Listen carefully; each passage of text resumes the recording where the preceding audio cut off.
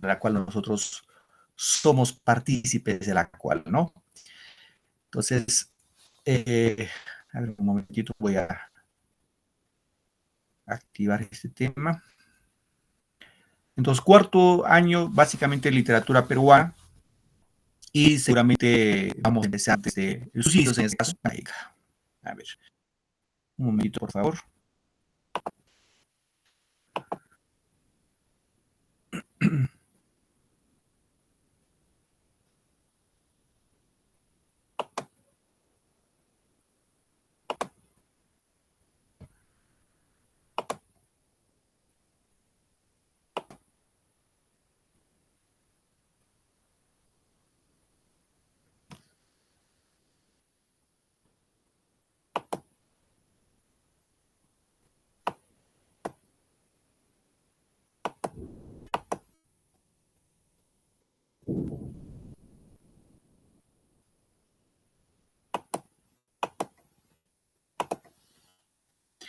Bien, ¿me confirman mi pantalla, por favor? ¿Se puede ver mi pantalla?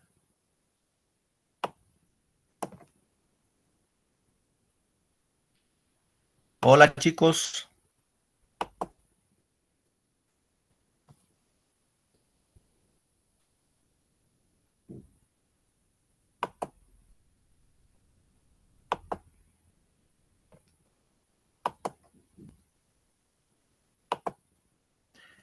A ver, reitero, ¿me están escuchando? Por favor, ¿se escucha mi audio o no se me escucha? Ahora sí se escucha, Sí, profesor.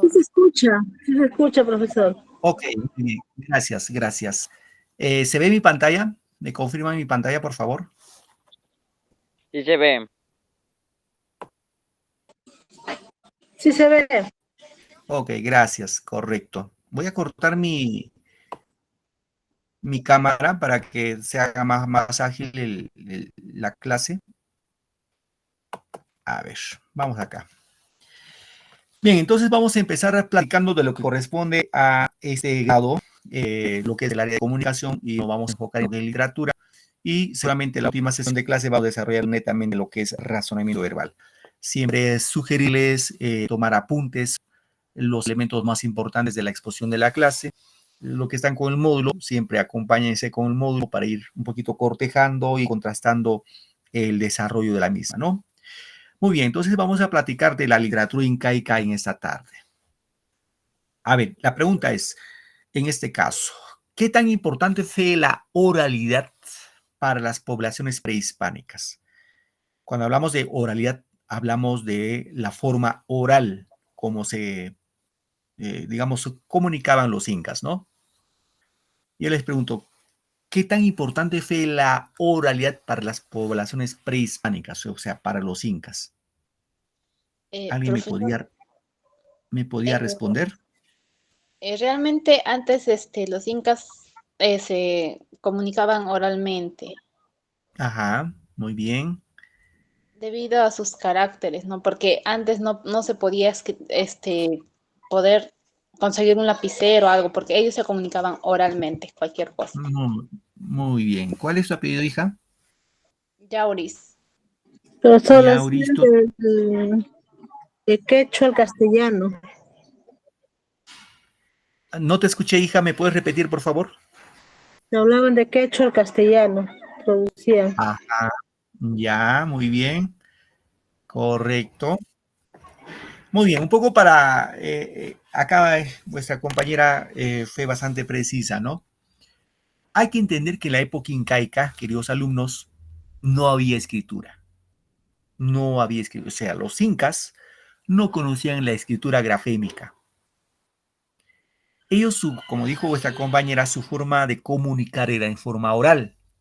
Es decir, el Inca contaba historias, leyendas, cuentos, mitos, del abuelo a su nieto, del padre a su hijo, y así se mantuvo generación tras generación, reitero, porque no había un lenguaje escrito, o sea, no había papel, no había tinta, no había lapicero, solamente se transmitió en forma oral. Obviamente la literatura es una, digámoslo, como arte, es inherente al ser humano. O sea, nosotros los seres humanos nosotros los hombres nos podemos comunicar, ¿no? En este caso, inspirarnos en un texto literario sin haber ido a alguna universidad, sin haber ido ni siquiera al colegio. Ahí hacemos literatura, por ejemplo, cuando una persona que nunca pisó un colegio y le dice una cosa bonita, una frase hermosa a su pareja, a su esposa, y ya está haciendo literatura. Entonces la literatura pues es inerte, es inherente al ser humano, va con el ser humano, ¿no? Entonces partimos de esa premisa, ¿ya chicos? Entonces indicamos que la literatura quechua o incaica, en la cual vamos a desarrollar el día de hoy, la literatura desarrollada desde la aparición del Imperio Incaico, que fue más o menos en 1500, en el año 1100 después de Cristo hasta 1532, con la invasión española, ¿no? Pero por extensión alude también a las manifestaciones literarias de origen regional, o sea, no solamente a los incas, sino también hubo pues culturas regionales, a lo cual los incas los iban sometiendo, ¿no? A los huancas, a los chancas, a los chinchas, a los huaylas, etcétera, etcétera, a los chachapoyas, por ejemplo, ¿no? Entre otras culturas más. Entonces, esas culturas regionales tenían también sus tradiciones, en este caso, tradiciones de orden literario. Bien, un poco vamos viendo las características. Eso incluso está en su módulo plasmado, las características. La literatura incaica tuvo estas características, ¿ya chicos? Primero, dice, nuestra literatura quechua o prehispánica fue oral, eminentemente fue oral. Y hemos indicado por qué, porque transmitía en forma oral de padre a hijo. Y fue transmitido de padres a hijos, chicos, de padres a hijos. Para reconocerla podemos identificar las siguientes características, ¿sí? ¿Cuáles son las características de la literatura incaica? Primera característica, agrarista. Ya, agrarista. ¿Por qué decimos que la literatura incaica fue agrarista?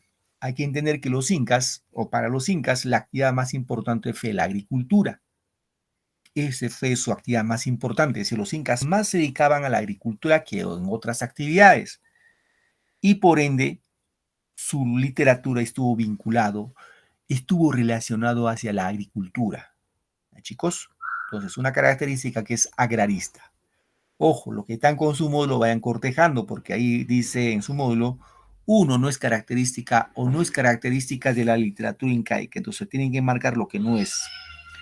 Otra característica de la literatura incaica, en este caso, es anónima. Ya, anónima. ¿Por qué anónima? Profesor, Porque, dime, hijita. anónima se decía porque no había un autor. Ajá, no había. ¿Y por qué creen que no había autor? Porque ellos se contaban oralmente y no definían el autor de, digamos, de lo que contaba. Muy bien. ¿Cuál es tu apellido, hija? Yauris. Muy bien, Yauris, correcto. Gracias, hija. Lo que dice de vuestra compañera ya lo explicó todo, ¿no? Creo que ella va a explicar y yo me pongo a escuchar a vuestra compañera. Excelente, Yauris. Anónima, ¿por qué? Ya lo dijo. Porque como eran tradiciones creadas en forma oral, ¿no? En tradición oral, pues no aparecía la autoría. Es decir, seguramente ustedes cuando han contado una historia, papá, mamá, abuelo les ha contado alguna historia, algún cuento, algún mito, no les ha contado pues quién fue el autor. Simplemente encuentra la historia y ahí termina, ¿no? Es decir, en la forma oral como se transmitía la literatura, lo convirtió a la literatura incaica en forma anónima, o sea, el anonimato, ¿no? Y entendido en este caso también que se hizo en forma colectiva, o sea, se crearon en forma colectiva. ¿Por qué? Porque recuerden que los incas, el trabajo era colectivo, ¿no? La famosa Minca, Mita, Aini, en la cual todo el ayllu iba pues a trabajar en las faenas agrícolas de un vecino, digámoslo así. El trabajo era mancomunado, hoy trabajas para mí, yo mañana trabajo para ti, hoy por ti, mañana por mí. Entonces, esa forma de, digámoslo, de convivencia en la cual, digámoslo, se desarrolló, en este caso, las faenas agrícolas, el trabajo fue colectivo. Y en ese trabajo colectivo se crearon pues los poemas, por ejemplo, ¿no? Los famosos poemas, en este caso inspirado por los famosos arabicus, ¿no? Bien, otra característica, chicos, es la oralidad, ya hemos indicado, ¿no? No había escritura y se transmitió oralmente de generación en generación todas las historias, los cuentos, los mitos, las leyendas de los incas. Otra característica es animista. La literatura incaica es animista. ¿Por qué animista? Porque daban vida a la naturaleza. Es decir, los incas consideraban que la tierra, la madre tierra, era un ser viviente. No como ahora los modernos que pensamos que la tierra es como si fuera un ser inerte. No, los incas consideraban como un ser viviente y para ello ofrendaban pues en sus festividades. A ver, chicos, ¿cuál fue la fiesta más grande en la época incaica? La festividad más grande. El Inti Raymi, profesor. Claro. ¿Y cuándo se celebra la fiesta de Inti Raymi? ¿Qué fecha recuerdan? ¿Qué tal memoria tienen? Creo que es en junio, el 23, creo.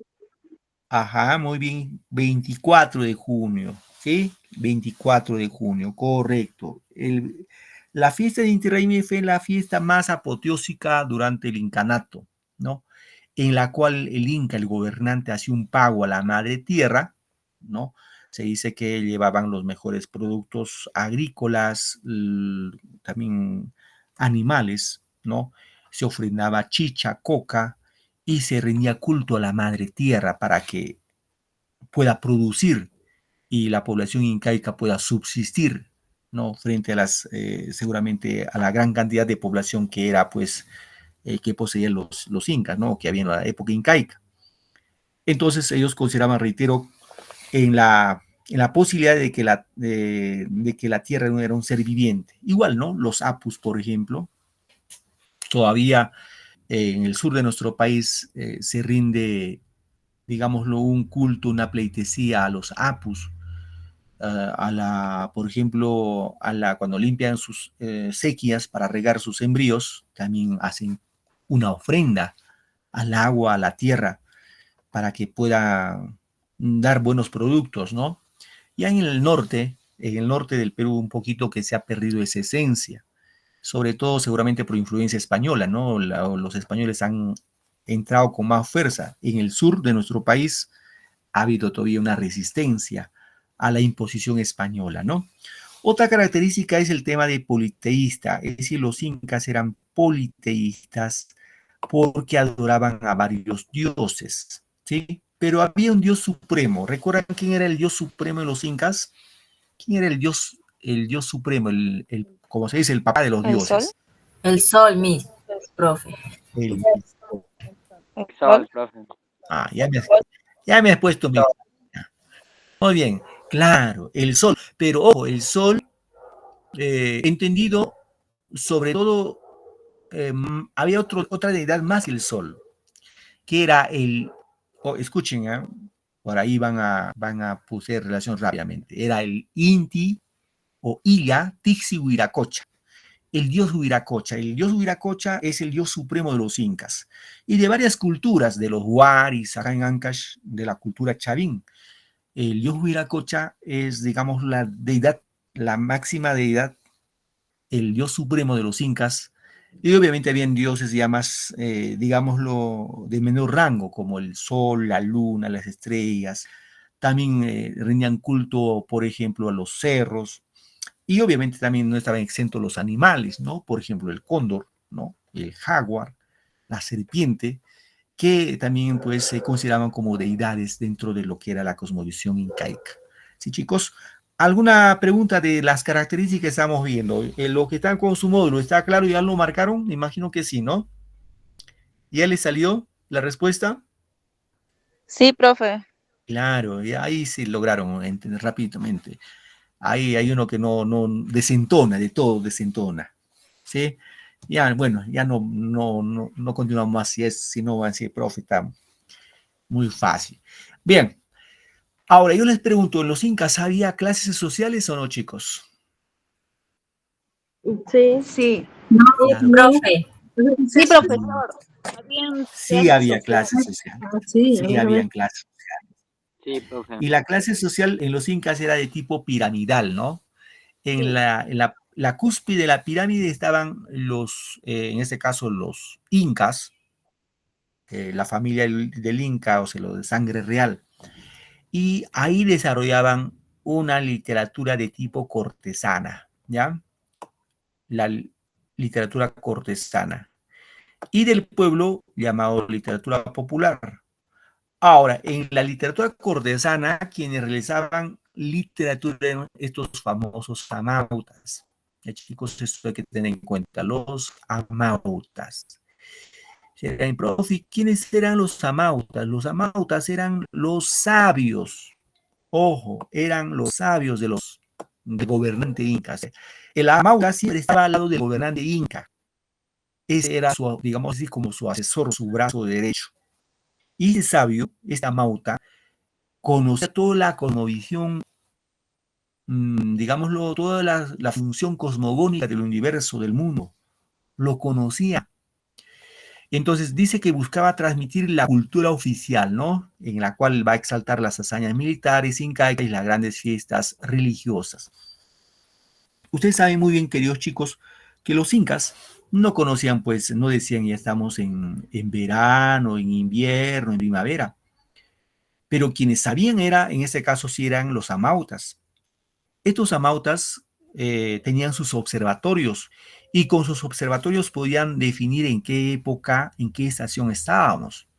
Claro, no lo llamaban seguramente así como verano, invierno, sino dentro de su eh, digámoslo, conocimiento lo remarcaban con otra terminología. Pero que este Amauta, al saber todo ese proceso, cómo la Tierra gira alrededor del Sol, todo ese proceso astronómico, lo tenían muy bien estudiado los amautas y comunicaban a los incas. Por ejemplo, en los meses de noviembre, que empiezan la lluvia, ¿no? Octubre, noviembre, el amauta le decía al inca, al gobernante le decía, Inca, tienes que avisar a tu pueblo que ya vienen épocas de lluvia. Entonces este inca, el gobernante, iba pues por todas las regiones de su dominio y comunicaba, ¿no? Decía, señores, tienen que ya preparar sus sembríos porque ya vienen épocas de lluvia, ¿no? Obviamente esto en la sierra, y eso llegaba pues al fruto de la lluvia de la sierra, llegaba pues el agua a la costa, ¿no? Y tiempo después, ya en los meses de diciembre, enero, venía la lluvia y decían, wow, de verdad, este inca sí es hijo del dios Sol, sabe y lo hace llover, ¿no? Y seguramente así pasaba el tiempo, llovía y llovía, y ya más o menos la Mauta le comunicaba por los meses de marzo, abril, seguramente abril, y decía, comunica a tu pueblo que van a pasar las lluvias y que pronto, después de eso ya tienen que cosechar. Y el Inca igual comentaba, avisaba a su pueblo, y tiempo después, en mayo, junio, ya calmaba las lluvias y venía la cosecha. Y por eso a los incas se le consideraban pues como hijos del dios Huiracocha. Entonces, estos amautas, queridos alumnos, son los que hicieron, por ejemplo, todos los mitos que ustedes conocen, que lo han estudiado desde la primaria, lo hicieron estos amautas. ¿Ya, chicos? Los amautas. Ahora, en el pueblo, quienes hicieron literatura fueron los famosos arabicus, que son poetas, compositores del pueblo, ¿no? Estos arabicus hicieron poesía lírica. Ojo, los amautas hicieron poesía épica y los arábicos hicieron poesía lírica. En este caso, dice, simbolizan los anhelos, sentimientos comunitarios, ¿no? Eso tengamos en cuenta, chicos, como parte de nuestra cultura general. Reitero, en la corte, al lado del Inca, quien hacía literatura era la Mauta, mientras en el pueblo, los poetas del pueblo eran los famosos arábicos que hacían literatura o poesía lírica. Chicos, bien, entonces vamos a empezar por lo más esencial en este caso, que corresponde a la poesía, como en este caso los principales géneros, entendido que en la época incaica se desarrollaron tres géneros literarios: el género lírico, el género épico y el género dramático, los tres géneros. Y vamos a empezar por el género lírico, ¿ya, chicos? A ver, ¿dónde estás? Punterito, estamos por acá. Bien. En género lírico dice que la información de los cronistas no señalan la existencia de poetas especializados en el cultivo del género lírico, a los que denominaban, no se olviden, los famosos arábicos, que hemos visto acá también, ¿no? Los arábicos. Así podemos distinguir las siguientes especies. Ojo, acá hay varias especies, ¿no? También hay pregunta del módulo. Ojo, no es decir, ya, profe, tengo que revisar mi módulo, entonces ya no entró a mi clase. No, chicos, tenemos que ir aumentando, profundizando, ampliando nuestro conocimiento. Siempre la invitación que no falten sábado tras sábado. Bien, una de las especies del género lírico es el famoso aili o haili, ¿ya? Es una oda, recuerden que es una especie del género lírico, oda principal de la poesía quechua, que significa, ojo, aili significa canto de triunfo, de entusiasmo y de alabanza, principalmente a los dioses, ¿no? También existieron ailis de carácter agrícola y de carácter militar, ¿ya? Tenemos otro que es bastante importante, que es el famoso jarawi. Ojo, los famosos jarawis son de origen incaico.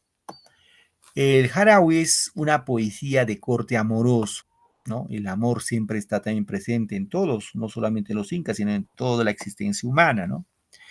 El canto, el amor del sentimiento puro, delicado, de sus actitudes de alegría, dolor. En ningún momento admitía expresiones fuera del lugar o malintencionadas. Chicos, entonces el jarawi es una de las principales, seguramente la más importante dentro de lo que es la literatura incaica en el género lírico. A ver, chicos, chicas, no se me duerman, por favor. Recién son 6:38. A ver, yo les pregunto, ¿quién de ustedes sabe quechua? Yo, ¿Cuál es tu apellido, hijita?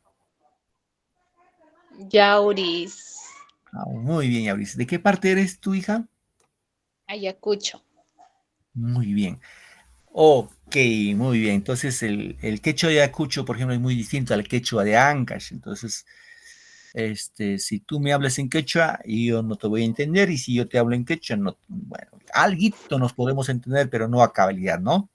Alguien más que sabe quechua. Muy bien, ya, Uris. Alguien más que sabe quechua. Ojo, no tengan temor de decir, bueno, si digo que yo sé, no tengan temor. Ya saben ustedes, yo siempre a mis alumnos, a mis estudiantes les digo, si saben quechua, digan que saben, pero con orgullo, porque nos hemos empoderado en nuestra lengua materna, nuestra lengua aborigen, nuestra primera lengua que es el quechua. Más bien debemos sentir vergüenza de no saber nuestra lengua materna, de nuestra lengua ancestral.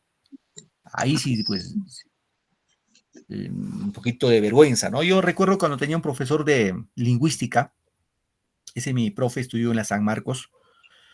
Y les cuento breve nomás. Él se fue de pasantía con un grupo de estudiantes de lingüística de San Marcos a Rusia.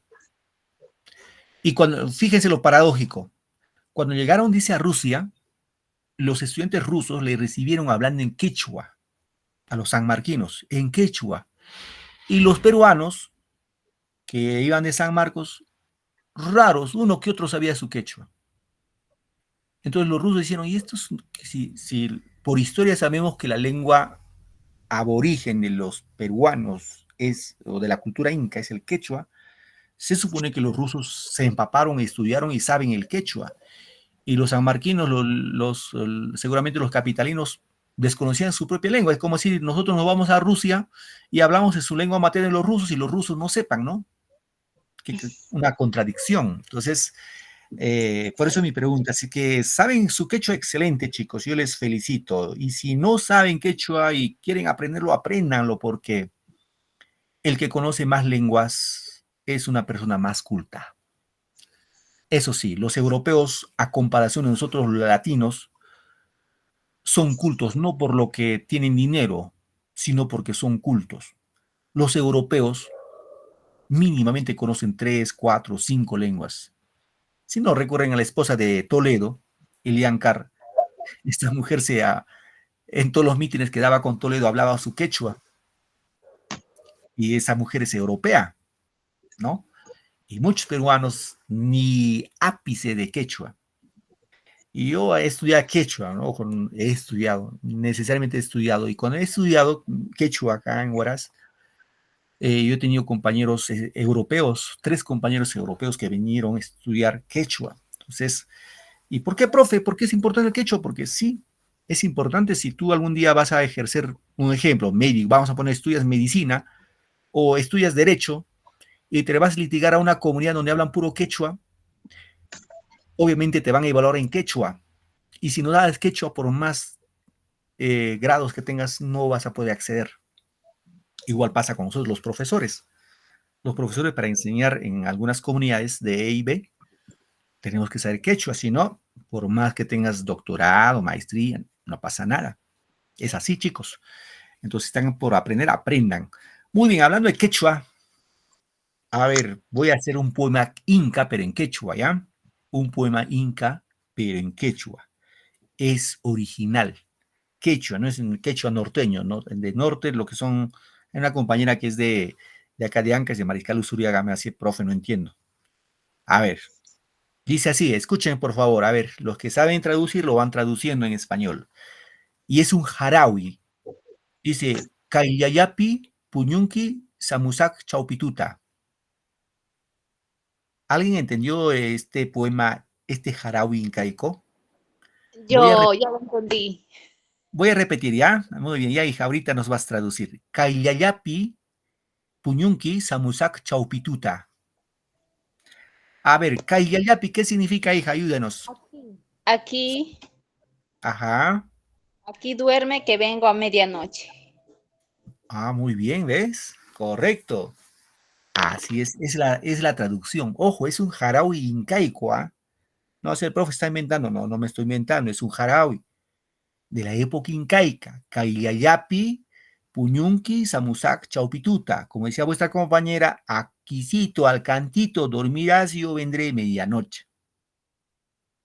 Ya, es un jarawi. A ver, otro jarawi, ya no hay profe, dirán, profe, ya, pues deje quechua, habla español. A ver, un jarawi en español. Dice así, esto va para las chicas, ¿ya? Obviamente también de la época incaica, un jarawi incaico. Dice, mujer hermosa, lunar en la cara. Si eres soltera, vente conmigo. Si eres casada, sigue tu camino. Y si eres viuda, a ver por si acaso. Fíjese, son cortos, por lo común de corte amoroso, ¿no? De corte amoroso. Esos son los famosos jarabis. ¿Ah, chicos? ¿Entendieron, no? El jarabi, el último jarabi.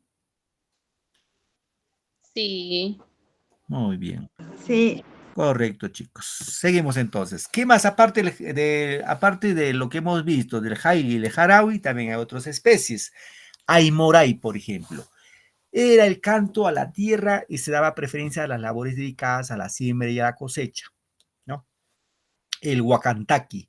Los incas solían cantar a sus animales más preciados como el zorro, el picaflor, la llama, el cóndor. Urpi, ojo, urpi significa paloma. Ya no se olviden, urpi significa paloma. Hermoso canto a la amada, a quien se le emparenta con la palomira. Es un poema elaborado con gran ternura. Es decir, los incas a las mujeres decían mi paloma, ay palomita. Y esa palomita era urpi. ¿Ya, chicos? Ayataki, canto que simboliza dolor y muerte. Era de timbre fúnebre y solo se entonaba en los días pesarosos, o sea, de cuando estaban de luto. Muy bien, vamos ahora con el género épico. Hemos indicado que el género épico lo desarrollaron los amautas. No se olviden, los amautas. No se olviden, por favor, ¿eh? Bueno, sí, profe, si mi profe no me enseñó esas cosas. El género épico se compone de mitos y leyendas en los que desfilan deidades creadoras y transformadoras, así como hombres excepcionales que configuran las distintas civilizaciones que ocuparon esta parte del mundo antes de la llegada de los occidentales, o sea, de los españoles, ¿no? Ahora, ahí vamos a tener mitos y leyendas de la sierra, ¿no? Por ejemplo, en las leyendas, seguramente eso lo conocen ustedes, la leyenda de Manco Cápac y Mamaocllo, es muy conocido, ¿no? Todos alguna vez hemos leído o nos han contado, ¿no? La leyenda de Manco Cápac y Mamaocllo. Otra leyenda bastante, o el mito bastante conocido es el mito de los hermanos Ayar, llamado también el mito de Pacaritampu, así se llama, el mito de Pacaritampu, que es lo mismo que de los hermanos Ayar. Ahora, no solamente se hizo pues el mito y leyendas en la sierra, pero también hubo en la costa. Por ejemplo, mitos y leyendas costeños, como el mito de Huiracocha, ¿no? El mito de Pachacamac, el mito del dios Con, el mito del dios Nailam, entre otros. A ver, muchachos, ¿qué mitos ustedes han escuchado acá, chicas? ¿Qué mitos y leyendas han escuchado de lo que les he mencionado?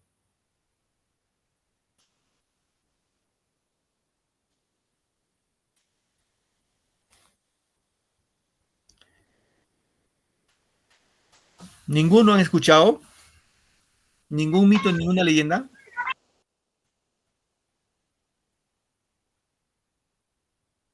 No, no han escuchado. Bueno, Yo he escuchado de Macmaollo y Manco Capa.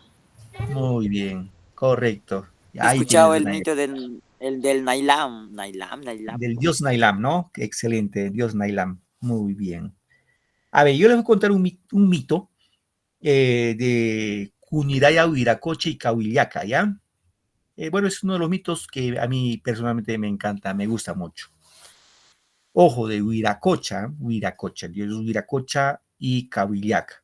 A ver, se dice que en un pueblito había una hermosa chica, así como las chicas de cuarto año del colegio. Tenía una belleza excepcional, una belleza incomparable. Y esta chica, llamado Cahuillaca, pues le miraba siempre con desprecio a los muchachos del pueblo, o sea, de su comarca, ¿no? Decían, estos no están para mi altura, muy orgullosa. Así que dice, un día, Cahuillaca estaba tejiendo debajo de un árbol de lucma, estaba tejiendo una prenda, y eso observa el dios Huiracocha. Obviamente también se impresiona por la belleza de la muchacha, y este dios Huiracocha, como era un dios, se convierte en un ave y se va volando y se posa sobre el fruto de la lugma, ¿no? Y busca una lugma madura, la más madura, y le suelta al ladito de la chica de Cahuillaca. Bueno, Cahuillaca, como estaba concentrado tejiendo y ve cómo cae un fruto a su ladito, lo coge y se lo come. Tiempo después, seguramente días, semanas después, se entera Cahuillaca que estaba embarazada. Y wow, dice, ¿no? ¿Y cómo me he embarazado si yo no he cruzado piernas con ningún hombre y pues ya me embaracé? Bueno, tuvo una hija, ya, una hija. Y cuando su hija cumplió un año, hizo llamar a todos los hombres del pueblo. Les dijo, les invitó, ¿no? Les invitó que vengan así como a un templo, a un salón, para que mi hija reconozca quién es su padre. Así que los hombres, todos los hombres del pueblo fueron bien vestidos para impresionarlos, porque Caudillaca no había perdido su encanto y su belleza, seguía hermosa. Y todos se fueron pues bien vestidos a sentarse en un salón, así como un salón cuadrado, todos alrededor, así como si fueran pegados a la pared, ¿no? Y les dijo, ¿no? La chica Cahuillaca llevó a su criatura, a su bebé, le puso en el centro del salón y les dijo, mi hija hoy día debe reconocer a su papá. Yo les pregunto, chicas, chicos, ¿la niña puede, una niña de un año puede reconocer a su papá así por así? Ah, bueno, tú eres mi papá. ¿Qué dice? No, no. No, profesor. No. Podría ser por el lazo sanguíneo que haga que Ajá. como que una atracción, que haya una atracción entre los dos. Muy bien. Tú no eres la hija de Cahuillaca, ¿no? No. Claro. Es la respuesta, es la respuesta. La sangre llama a la sangre. Entonces dice que esa niña, bueno, la madre le dejó ahí en el centro del salón y la niña iba gateando y le miraba a los hombres sentaditos ahí, pues sí, bueno, no les hacía mucha gracia y de pronto llega donde estaba un ancianito decrépito, harapiento, o sea, así, bien, como se dice, pues, el más anciano, el más decrépito, el más harapiento, cochinito ahí en la puertita sentadito, todo viejito ahí. Entonces esta criatura va gateando y le mira al ancianito y le dice, le sonríe, le quería que le cargue, le dice, cargue. Obviamente no hablaba, ¿no? Le insinuaba que le cargue. Entonces, ¿qué hace Cahuillaca? Cahuillaca dice, pues yo como me pude haber embarazada de este anciano decrépito, coge su criatura y sale corriendo del salón. Bueno, a su atrás iba, ese anciano pues no era cualquier persona, era el dios Huiracocha. Ese Huiracocha se convertía en niño, en anciano, en ave, en lo que quería, porque tenía ese poder. Así que Huiracocha se iba a su atrás de Cahuillaca, quien iba corriendo cargada a su criatura, y a su atrás Huiracocha, ¿no? Y en ese camino se encontraban, se dice, con algunos animales. Por ejemplo, se encontró con el cóndor. Y le dijo, señor cóndor, ¿ves acá una mujer que va con su criatura cargándolo y por dónde está? Y el cóndor le dice, pues está cerca, si tú aceleras un poco el paso, lo vas a alcanzar. Y Huiracocha le decía, gracias por darme la buena noticia. Tú serás amo, señor de los cielos. Los hombres te van a temer y vas a comer pura carne. Iba avanzando Huiracocha, ¿no? Atrás de Cahuillaca. Y de pronto llega, se encuentra con el zorrillo. Le dice, señor zorrillo, ¿has visto una mujer que va con su criatura? Pues el zorrillo le dice, se ríe, ¿no?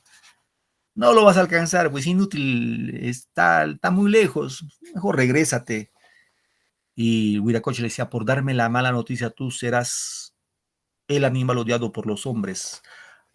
Andarás solo de noche, olerás a pestilencia y los hombres te van a odiar.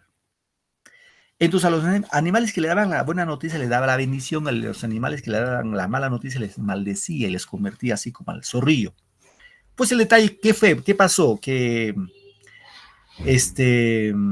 Cahuillaca llegó al sur de Lima, ahí por, vuestra compañera decía que estaba por Villa El Salvador. Ahí pasando Villa El Salvador hay lo que se llama Lurín. En Lurín, por Pachacamac, ahí hay dos islas. Se dice que Cahuillaca se lanzó con su criatura al mar y con él se formaron esas dos. Si ustedes van por esa zona van a encontrar dos islas, una grande y otra pequeña. La isla grande se dice que es Cahuillaca y la pequeña que es su hija. Y Huiracocha llegó muy tarde, ya cuando se habían lanzado al agua, ¿no? Eso como referencia ya, chicos, del género épico, lo que les conté de Huiracocha y Cahuillaca. Muy bien, la obra más importante de los incas es esta de acá, Ollantay. Voy a resumirlo brevemente, ya chicos, ya saben, el autor es anónimo, género dramático es teatro, la especie es drama, tiene 3 actos, el tema central es el poder y el amor, ¿ya? Bueno, vamos acá con los personajes. Esto un momentito, voy a moverlo, a ver. Uy. Acá estamos. Los personajes, básicamente vamos a encontrar a Pachacútec, que es el gobernante. Ustedes saben que Pachacútec es un gobernante. Es el papá de una muchacha llamada Cusicoyur. También vamos a encontrar a Tupac Yupanqui, que es hijo de Pachacútec y obviamente su hermano de Cusicoyur. Es decir, Pachacútec tuvo dos, en esta historia, Pachacútec tiene 2 hijos, uno que es Cusicoyur y otro que es Tupac Yupanqui, ¿ya? Tenemos la presencia de Ollantay. Ollantay es el general del Antisuyo, es un siervo de Pachacútec, su servidumbre de Pachacútec. Cusicoyur, ¿no? Cusicoyur ya hemos dicho que es hija de Pachacútec y obviamente va a salir ahí el amorío entre Ollantay, se enamora de Cusicoyur, ya chicos, se enamora. Luego tenemos a Imasumac, obviamente Ollantay era un travieso, hace travesuras con Cusicoyur y fruto de ese amor nace Imasumac, ¿ya? Imasumac.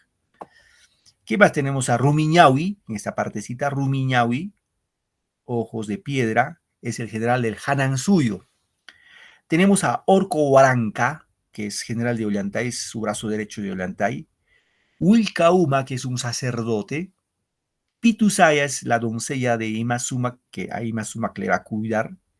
Y Mama, ojo, esto no hay que leer bien, chicos, no es Mama Caca, no se lee Mama Caca, sino dice, profe, ¿qué está enseñando? Es Mama Caca, y Caca en quechua es piedra, Rangra o Mama Rangra. En algunos libros van a encontrar así como Mama Kaka, en otros van a encontrar como Mama Rangra, ¿ya? Cualquiera de los dos. ¿Qué es el gobernante del Acliahuasi? El Acliahuasi es un templo donde lo que es actualmente, quizás conocen algunos de ustedes, Cusco.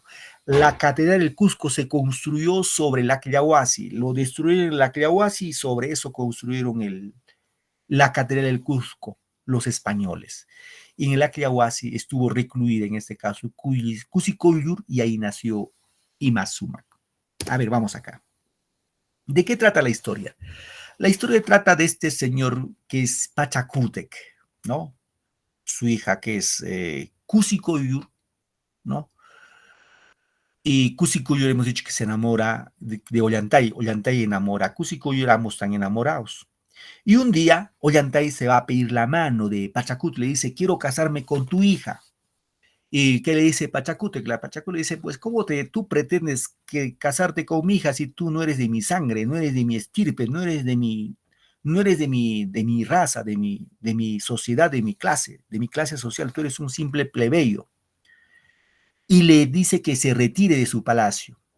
Así que Ollantay pues se va, ¿no? Le dice, pero si tú no me das la mano de tu hija, yo te hago la guerra. Y Ollantay se va como un inca rebelde con todos los hombres, porque hemos indicado que Ollantay era general del Antisuyo, y se va con todos sus hombres a Ollantaytambo como un inca rebelde. ¿Qué pasó, profe?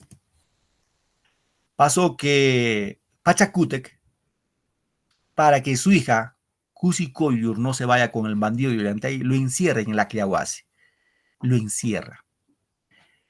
¿Y qué pasó ahí? Pero ya saben ustedes que Ollantay había hecho su travesura, había embarazado a Cusicóyur, y Cusicóyur, encerrada en el Acliahuasi, va a dar luz a una niña de nombre Imazúmac, ¿no? A Imazúmac. ¿Qué pasó luego? Luego, ya hemos indicado que Pachacútec, que era un inca anciano, ya viejito, fallece, lamentablemente fallece por su edad, y quien le asume en el poder es su hijo Tupac Inca Yupanqui. Tupac Inca Yupanqui, que es lo contrario que su padre era inflexible, era muy, muy severo, mientras Tupac Inca Yupanqui era un inca más benévolo, ¿no? Y entra como gobernante del Tahuantinsuyo. ¿Qué pasó? En una treta, Tupac Yupanqui manda capturar a Ollantay, lo hace capturar, y lo llevan ante, obviamente, Tupac Yupanqui, y en la cual está recluido. Y un día se dice que Tupac Yupanqui se va al Acliahuasi, y el Acliahuasi va a encontrar, se dice, un quejido de una niña. Y cuando Tupac Yupanqui va a ver quién lloraba, se entera que lloraba una niña, y le dice a la niña, en este caso esa niña era Imazúmac, y le dice, ¿por qué lloras? Y Imazúmac le dice, yo quiero ver a mi mamá. ¿Y dónde está tu mamá?